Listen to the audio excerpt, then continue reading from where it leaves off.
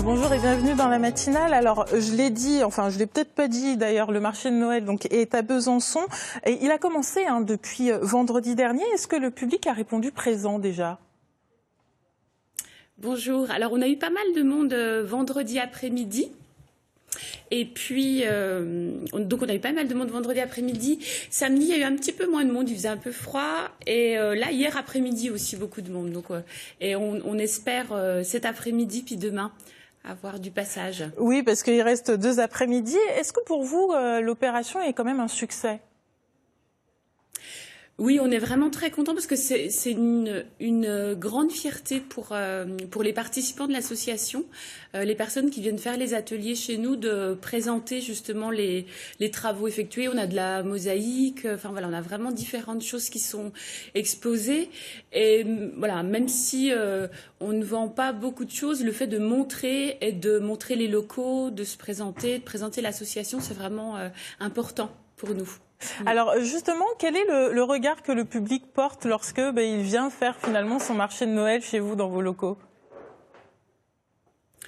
Ils sont déjà assez surpris de découvrir les locaux, puisqu'on est dans un ancien cloître, enfin un ancien couvent des frères Capucins, donc à Besançon, 10 rue de la Cassotte. Et c'est un endroit qui est fermé au public habituellement, et on ouvre cet endroit 2 fois par an pendant les braderies. Et puis cette année, une 3e fois, lors du marché de Noël, et de découvrir ce cloître avec cette décoration, c'est vraiment un bel endroit. Vous avez parlé des différents ateliers que l'association propose aux personnes qui sont avec vous. Donc je rappelle que ce sont des personnes souffrant de solitude ou d'exclusion liées à des troubles psychologiques. Quels sont ces ateliers ? Alors, on a des ateliers de modelage de terre, donc on fabrique des objets en poterie. On a un atelier mosaïque, un atelier couture, il y a des ateliers de peinture. On a aussi des ateliers d'expression corporelle, donc danse, théâtre. Donc on aura aussi l'occasion de faire des représentations dans le futur.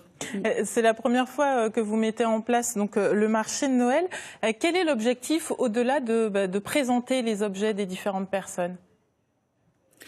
C'est aussi de décloisonner, d'ouverture sur l'extérieur, que du coup, dans cet endroit associatif où c'est plutôt des personnes en souffrance psychique qui les fréquentent, que du coup, il puisse y avoir une rencontre avec les personnes de l'extérieur, le grand public, les personnes du quartier qui viennent à la rencontre de personnes qu'on imagine différentes, puis aussi de déstigmatiser, dans un esprit d'ouverture et de rencontres. Et elles sont fières de présenter leur réalisation ?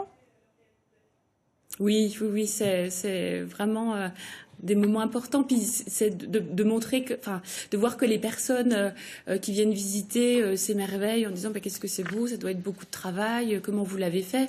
Et puis que les participants puissent expliquer, ça c'est de la mosaïque, on le fait comme ça.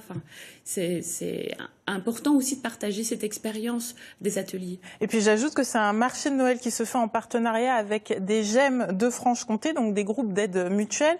Avez-vous d'autres actions comme ça avec ces groupes tout au long de l'année ? Alors, on organise une fois par an une grande journée de rencontres avec les adhérents des GEM de Franche-Comté. Donc, c'est une journée où les adhérents peuvent discuter, échanger. Ça reste très convivial.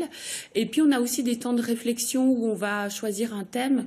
Par exemple, on a travaillé sur le thème de l'accueil. Et puis là, on fait venir un intervenant. On fait une sorte de réunion formation-information qui se fait en intergem.